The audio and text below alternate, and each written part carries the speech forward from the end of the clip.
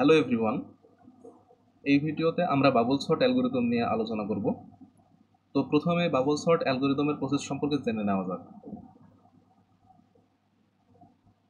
আমরা যদি একটি আনসর্টেড অ্যারেকে বাবল সর্ট অ্যালগরিদমের মাধ্যমে সর্টেড ওয়েতে সাজাতে চাই, তবে বাবল সর্ট অ্যালগরিদম সেই অ্যারের প্রথম থেকে তার সর্টিং প্রসেস শুরু করে এবং সেই অ্যারের অ্যাডজাসেন্ট এলিমেন্টসগুলোর মধ্যে কম্পেয়ার করে। এখন যদি আমরা অ্যাসেন্ডিং অর্ডারে সাজাতে চাই, তাহলে অ্যাডজাসেন্ট এলিমেন্টসের লেফট এলিমেন্ট যদি রাইট এলিমেন্টের থেকে বড় হয় তবে সোয়াপ করে দেয়, এবং যদি ডিসেন্ডিং অর্ডারে সাজাতে চাই তবে লেফট এলিমেন্ট যদি রাইট এলিমেন্টের থেকে ছোট হয় তবে সোয়াপ করে দেয়। আর এই প্রসেসটি পুরো অ্যারেতেই রিপিট হতে থাকে। তো এই যে অ্যারের প্রথম থেকে শুরু করে ইন্ড পর্যন্ত কম্পারিজন এবং সোয়াপের যেই প্রসেস, এটা একবার সম্পন্ন হলে সেটাকে বলা হয় একটি পাস। তো এই পাসের পরে অ্যাসেন্ডিং অর্ডারের ক্ষেত্রে হাইয়েস্ট এলিমেন্ট অ্যারের ইন্ডে চলে যায় এবং ডিসেন্ডিং অর্ডারের ক্ষেত্রে লোয়েস্ট এলিমেন্ট অ্যারে ইন্ডে চলে যায়। তো এই প্রসেস ঠিক ততক্ষণই চলে যতক্ষণ না আর কোনো সোয়াপের প্রয়োজন না হয়।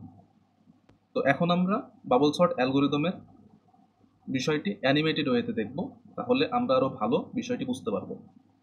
তো এখানে কিছু ছোট বড় সাইজের সার্কেল আনসর্টেড ওয়েতে সাজানো আছে। তো এগুলোকে আমরা সর্টেড ওয়েতে সাজাতে চাই।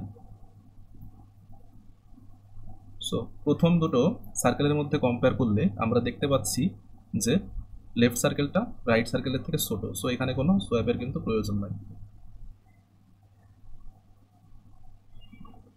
এর পরের দুটো সার্কেলের মধ্যে কম্পেয়ার করলে আমরা দেখতে পাচ্ছি লেফট সার্কেলটা রাইট সার্কেলের থেকে ছোট। সো এখানেও কিন্তু কোনো ধরনের সোয়াপের প্রয়োজন নাই।